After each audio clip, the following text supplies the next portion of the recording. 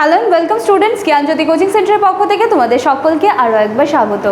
আজকে তোমাদের value education, এখান থেকে ইউনিট 1 যেটা রয়েছে, ইউনিট 1-এর তো টাইটেল দেওয়া রয়েছে ভ্যালিউ এডুকেশন, সেখান থেকে 2 মার্কসের কিছু কোয়েশ্চেন্স নিয়ে কিন্তু আজকে আমি আলোচনা করব এবং এর পরবর্তী দিনে তোমাদের ইউনিট 1 থেকে কিন্তু আবার আমি 5 মার্কসের কিছু কোয়েশ্চেন্স নিয়েও আলোচনা করবো এবং সেটা কিন্তু অবশ্যই ইউনিট ওয়াইজই হবে, ঠিক আছে? চলো, সমস্ত রকমের ইনফরমেশান একদম ভিডিওর শেষে থাকছে। আমাদের অ্যাডমিশন প্রসেস বা কী আছে তোমরা কিন্তু কাইন্ডলি একটু ডেসক্রিপশন বক্সটা ডেসক্রিপশন বক্সটা একটু চেক করে নেবে, পুরো ডিটেলস কিন্তু ওখানে দিয়ে দেওয়া আছে। এছাড়া কোর্স ফি থেকে শুরু করে কোনো রকম কনফিউশন কিন্তু আমাদের যেই কন্ট্যাক্টস নাম্বার প্রোভাইড করা হচ্ছে সেখানে কল করলে কিন্তু আর কোনো রকম কনফিউশন থাকবে না।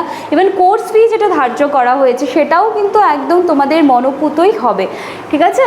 চলো, 10খানা প্রশ্ন আমি রাখার চেষ্টা করেছি 2 মার্কসের।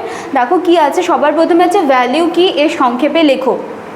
তারপরে আছে ভ্যালিউ এডুকেশন বলতে কি বোঝো, এগুলো সম্পর্কে কিন্তু আমি ডিটেলস ক্লাস করিয়েছি, যারা দেখোনি তারা কিন্তু দেখে নিও। আচ্ছা, নেচার অফ ভ্যালু বা ভ্যালুর প্রকৃতি, এটা কি আছে এটা ভালো করে দেখবে, সমস্তটাই 2 মার্কসের।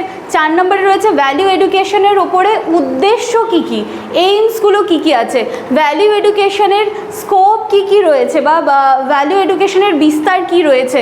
তারপরে হচ্ছে মূল্যবোধ, ময় দুর্ঘু। আচ্ছা, মূল্যবোধ গড়ে তোলার ক্ষেত্রে পিতামাতার ভূমিকা কি, এটা ভালো করে দেখতে হবে 2 মার্কসের।